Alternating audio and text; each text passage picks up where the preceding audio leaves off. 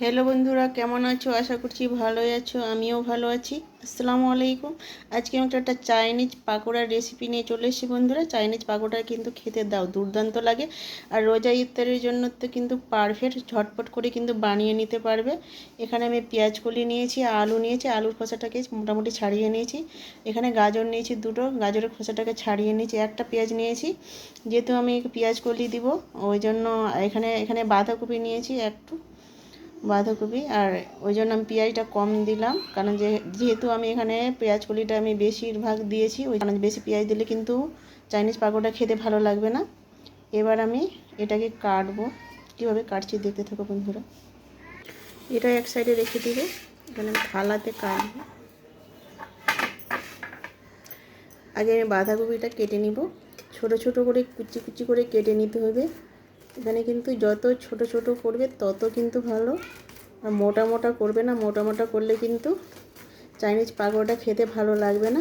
দেখো এইভাবে কিন্তু আমি ছোট ছোট করে কেটে নিব। দেখো বাঁধাকপিটা কাটা হয়ে গেছে। এবার আমি পেঁয়াজ কলিগুলো ছোট ছোট করে মানে ঝিরি ঝিরি করে কেটে নিব। যত পাতলা করবে তত ভালো। দেখো এইভাবে এইভাবে করলে কিন্তু সবগুলো কাটানো হয়ে যাবে। দেখো এইভাবে আমি কেটে নিব। পেঁয়াজ কলিগুলো কাটা হয়ে গেছে। এবার আমি লঙ্কাটা কেটে নিব, লঙ্কাটা কুচি কুচি করে কেটে নিব। লঙ্কাটা কাটা হয়ে গেছে। এবার আমি পেঁয়াজটা কেটে নেব। তো এইভাবে কিন্তু কাটলে এমনি পাতলা পাতলা করে কেটে নিতে হবে, আর যত পাতলা করবে তত ভালো। আর রোজা ইফতারের জন্য তো পারফেক্ট, কারণ রমজান মাসে কিন্তু অনেক কাজ থাকে। এবার এইভাবে ঝটপট করে কিন্তু চাইনিজ পাকোড়া বানিয়ে খেয়ে নিতে পারবেন, আর গ্যাস আসলে তো কিন্তু প্রশংসা করবে। পেঁয়াজটা কাটা হয়ে গেছে। আবার ক্যাপসিকামটা আমি কেটে নেব, এইভাবে ছোট ছোট কুচি কুচি করে নেব। এভাবে কুচি কুচি করলে কিন্তু হয়ে যাবে। ক্যাপসিকামটা কাটা হয়ে গেছে। আমি গ্রেটার নিয়েছি, গ্রেটারের সাহায্যে কিন্তু আমি গাজরটাকে গ্রেট করে নেব। এটা গাজরটা গ্রেট করা হয়েছে। এবার আলুটা আমি গ্রেট করে নেব। দেখো আলুটা কিন্তু গ্রেট করা হয়ে গেছে। এবার সবগুলো কিন্তু হাত দিয়ে ভালোভাবে মিক্সড করে নিতে হবে। এভাবে কুচলে কুচলে কিন্তু একটু মিক্স করতে হবে, এর থেকে কিন্তু জল বার হয়ে যাবে। দেখো চাপ দিলে কিন্তু জল বার হয়ে যাবে। সম্পূর্ণগুলো কিন্তু আমি মিক্সড করে নেব। দেখো এভাবে সম্পূর্ণ মিক্সড করে নিতে হবে, আর একটু কিন্তু ভালোভাবে কিন্তু মিক্সডটা করতে হবে। দেখো এইভাবে কিন্তু দেখো ভালোভাবে কিন্তু মিক্সড করে নিয়েছি, দেখতেই পাচ্ছ। লবণ দিয়ে দিব, লঙ্কা গুঁড়ো দিয়ে দিব, একটু আমি ঝাল করব, আর যে হিসাবে ঝাল খাবে ওই হিসাবে লঙ্কাটা দিবে। হলুদ গুঁড়ো দিয়ে দিলাম পরিমাণ মতো, একটু জিরে গুঁড়ো দিলাম, একটু ধনে গুঁড়ো দিলাম, একটু রাঁধুনি মশলা দিলাম, গোলমরিচ গুঁড়ো দিয়ে দিলাম। এখানে কালো জিরে আর মৌরি গুঁড়ো একসঙ্গে মিক্সড করা আছে। এখানে ছোটো এলাচ, বড়ো এলাচ, জায়ত্রী, জায়ফল আর তেজপাতা গুঁড়ো একসঙ্গে কিন্তু মিক্সড করা আছে, ওটা দিয়ে দিলাম। এখানে হাফ বাটি ময়দা নিয়েছি, ময়দা দিয়ে দিলাম। এখানে চালের গুঁড়ো নিয়েছি হাফ বাটি থেকে কম, চালের গুঁড়োটা দিয়ে দিলাম। একটু রসুন বাটা দিয়ে দিব, একটু আদা বাটা দিয়ে দিলাম। এবার সবগুলো উপকরণ কিন্তু মেখে নিতে হবে, আস্তে আস্তে কিন্তু মাখাতে হবে। দেখো এইভাবে কিন্তু সবগুলো উপকরণ মেখে নিব। এখানে কিন্তু জল লাগবে না, দেখতে পাচ্ছ বন্ধুরা। দেখো এটা থেকে কিন্তু আমার মাখানো হয়ে যাবে।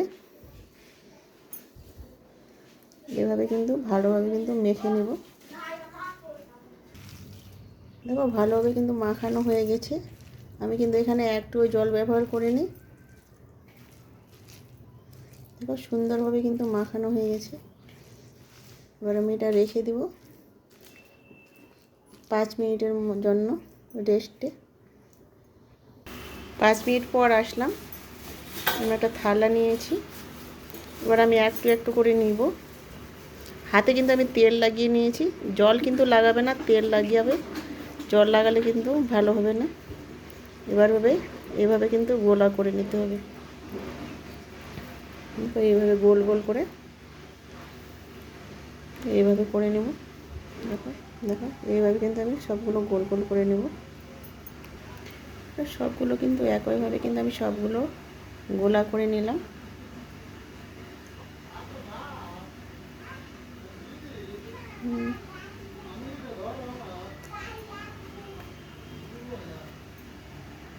দেখো অনেকগুলো কিন্তু আমার হয়ে গেছে,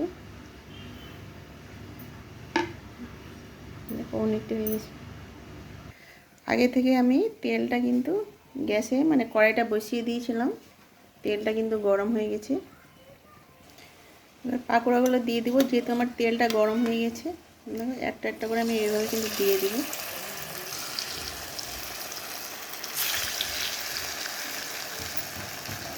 এভাবে কিন্তু আস্তে আস্তে কম জালে কিন্তু এটাকে করতে হবে, বেশি জালে করলে কিন্তু পুড়ে যাবে, তাড়াতাড়ি লাল ধরে যাবে।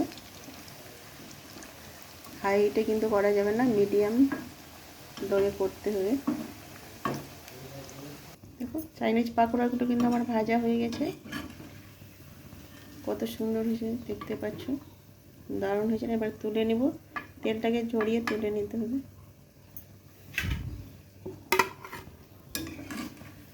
অনেক কুড়কুড়ে মুড়মুড়ে কিন্তু হয়েছে।